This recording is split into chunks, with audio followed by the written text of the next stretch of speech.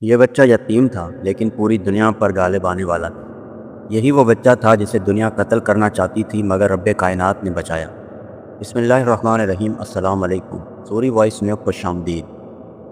حلیمہ سعدیہ فرماتی ہیں، میں پریشانی کی حالت میں مکہ پہنچی۔ آپ کے دادا عبد المطلب کے پاس پہنچتے ہی میں نے کہا میں آج محمد کو لے کر آ رہی تھی۔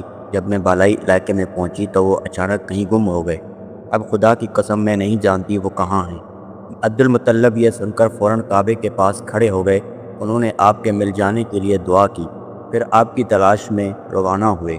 ان کے ساتھ ورقہ بن نوفل بھی تھے۔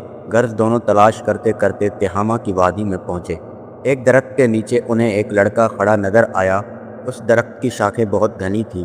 عبد المطلب نے پوچھا، لڑکے تم کون ہو؟ حضور صلی اللہ علیہ وسلم چونکہ اس وقت تک قد نکال چکے تھے اس لیے عبد المطلب پہچان نہ سکے۔ آپ کا قد تیزی سے بڑھ رہا تھا۔ جواب میں آپ نے فرمایا، میں محمد بن عبداللہ بن عبد المطلب ہوں۔ یہ سن کر عبد المطلب بولے، تم پر میری جان قربان، میں ہی تمہارا دادا عبد المطلب ہوں۔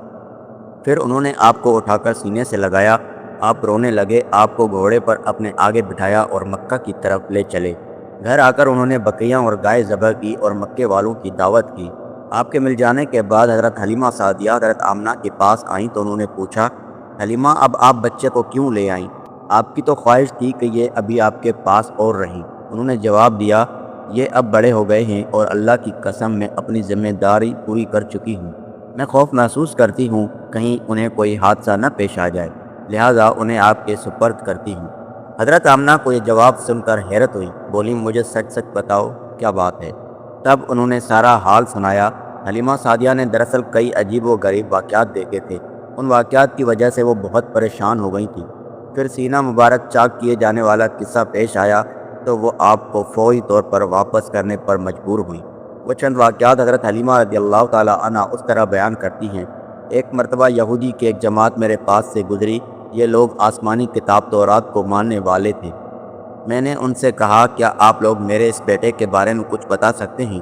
ساتھ ہی میں نے حضور اکرم صلی اللہ علیہ وسلم کی پیدائش کے بارے میں انہیں تفصیلات سنائیں۔ یہودی تفصیلات سن کر آپس میں کہنے لگے، اس بچے کو قتل کر دینا چاہیے۔ یہ کہہ کر انہوں نے پوچھا، کیا یہ بچہ یتیم ہے؟ میں نے ان کی بات سن لی تھی کہ وہ ان کے قتل کا ارادہ کر رہی ہیں، تو میں نے جلدی سے اپنے شوہر کی طرف اشارہ کرتے ہوئے کہا، نہیں یہ رہے اس بچے کے باپ۔ تب انہوں نے کہا، اگر یہ بچہ یتیم ہوتا تو ہم ضرور اسے قتل کر دیتے۔ یہ بات انہوں نے اس لیے کہی کہ انہوں نے قرآن کتابوں میں پڑھا تھا، ایک آخری نبی آنے والے ہیں، ان کا دین سارے عالم میں پھیل جائے گا، ہر طرف ان کا بول بالا ہوگا، ان کی پیدائش اور بچپن کی یہی علامات ہوں گی، اور یہ کہ وہ یتیم ہوں گے۔ اب چونکہ ان سے حلیمہ سعدیہ نے یہ کہہ دیا کہ یہ بچہ یتیم نہیں ہے تو انہوں نے خیال کر لیا کہ یہ وہ بچہ نہیں ہے۔ اس طرح انہوں نے اس بچے کو قتل کرنے کا ارادہ بدل دیا۔ اسی طرح ان کے ساتھ یہ واقعہ پیش آیا، ایک مرتبہ وہ آپ کو عکاظ کے میلے میں لے آئیں۔ جاہلیت کے دور میں یہاں بہت مشہور میلہ لگتا تھا۔ یہ میلہ طائف اور نخلا کے درمیان لگتا تھا۔ عرب کے لوگ حج کرنے آتے تو شوال کا مہینہ اس میلے میں گزارتے، کھیلتے کودتے اور اپنی بڑائیاں بیان کرتے۔ حلیمہ سعدیہ رضی اللہ عنہا آپ کو لیے بازار میں گھوم رہی تھی کہ ایک کاہن کی نظر آپ پر پڑی۔ اسے آپ میں نبوت کی تمام علامات نظر آ گئی۔ اس نے پکار کر کہا، لوگوں اس بچے کو مار ڈالو۔ حلیمہ اس کاہن کی بات سن کر گھبرا گئیں اور جلدی سے وہاں سے سرک گئیں۔ اس طرح اللہ تعالیٰ نے حضور صلی اللہ علیہ وسلم کی حفاظت فرمائی۔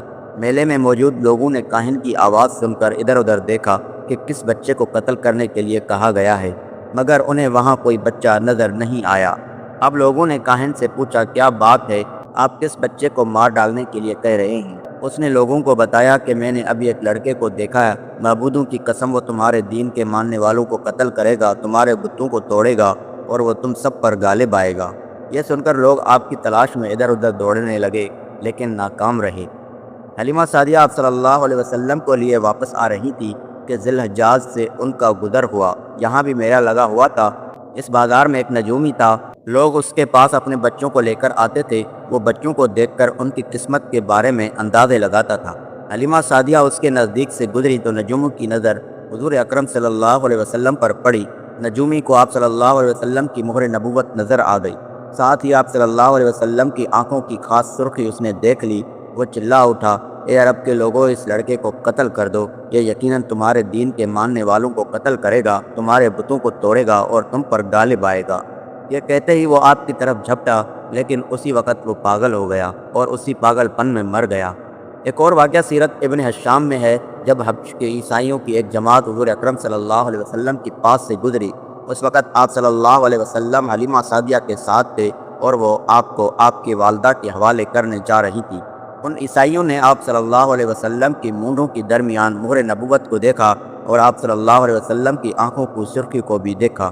انہوں نے حلیمہ سعدیہ سے پوچھا کہ اس بچے کی آنکھوں میں کوئی تکلیف ہے؟ انہوں نے جواب میں کہا، نہیں، کوئی تکلیف نہیں، یہ سرخی تو ان کی آنکھوں میں قدرتی ہے۔ ان عیسائیوں نے کہا، تب اس بچے کو ہمارے حوالے کر دو، ہم اسے اپنے ملک لے جائیں گے۔ یہ بچہ پیغمبر اور بڑی شان والا ہے، ہم اس کے بارے میں سب کچھ جانتے ہیں۔ حلیمہ سعدیہ یہ سنتے ہی وہاں سے جلدی سے دور چلی گئیں، یہاں تک کہ آپ صلی اللہ علیہ وسلم کی والدہ کے پاس پہنچا دیا۔ ان واقعات میں جو سب سے اہم واقعہ ہے وہ سینہ مبارک چاٹ کرنے والا تھا۔ روایات میں یہ بات ثابت ہے کہ آپ صلی اللہ علیہ وسلم کے سینہ مبارک پر سلائی کے نشانات موجود تھے، جیسا کہ آج کل ڈاکٹر حضرات آپریشن کے بعد ٹانکے لگاتے ہیں۔ ٹانکے کھول دیے جانے کے بعد بھی سلائی کے نشان موجود رہتے ہیں۔ اس واقعے کے بعد حلیمہ سعدیہ اور اس کے خاوند نے فیصلہ کیا کہ اب بچے کو اپنے پاس نہیں رکھنا چاہیے۔ جب حضرت حلیمہ سعدیہ نے آپ صلی اللہ علیہ وسلم کو حضرت آمنہ کے حوالے کیا، اس وقت آپ صلی اللہ علیہ وسلم کی عمر 4 سال تھی۔ ایک روایت میں یہ ملتی ہے کہ اس وقت عمر شریف 5 سال تھی۔ ایک تیسری روایت کے مطابق عمر مبارک 6 سال ہو چکی تھی۔ جب حلیمہ سعدیہ نے آپ صلی اللہ علیہ وسلم کو حضرت آمنہ کے حوالے کیا تو اس کے کچھ دنوں بعد حضرت آمنہ انتقال کر گئیں۔ والدہ کا سایہ بھی سر سے اٹھ گیا۔ حضرت آمنہ کی وفات مکہ اور مدینہ کے درمیان ابوا کے مقام پر ہوئی۔ آپ کو یہیں دفن کیا گیا۔ ہوا یہ کہ آپ صلی اللہ علیہ وسلم کی والدہ آپ صلی اللہ علیہ وسلم کو لے کر اپنے میکے مدینہ منورہ گئی۔ آپ صلی اللہ علیہ وسلم کے ساتھ ام ایمن بھی تھی۔ ام ایمن کہتی ہیں، ایک دن مدینہ کے 2 یہودی میرے پاس آئے اور بولے، ذرا محمد کو ہمارے سامنے لاؤ، ہم انہیں دیکھنا چاہتے ہیں۔ وہ آپ صلی اللہ علیہ وسلم کو ان کے سامنے لے آئیں۔ انہوں نے اچھی طرح دیکھا اور پھر ایک نے اپنے ساتھی سے کہا، یہ اس امت کا نبی ہے اور یہ شہر ان کا ہجرت گاہ ہے، یہاں زبردست جنگ ہوگی، قیدی پکڑے جائیں گے۔ آپ صلی اللہ علیہ وسلم کی والدہ کو یہودیوں کی اس بات کا پتہ چلا تو آپ ڈر گئی اور آپ صلی اللہ علیہ وسلم کو لے کر مکہ کی طرف روانہ ہوئیں، مگر راستے میں ہی ابوا کے مقام پر وفات پا گئی۔ اگر آپ کو ہماری ویڈیو پسند آئی ہو تو لائک اور فالو ضرور کریں۔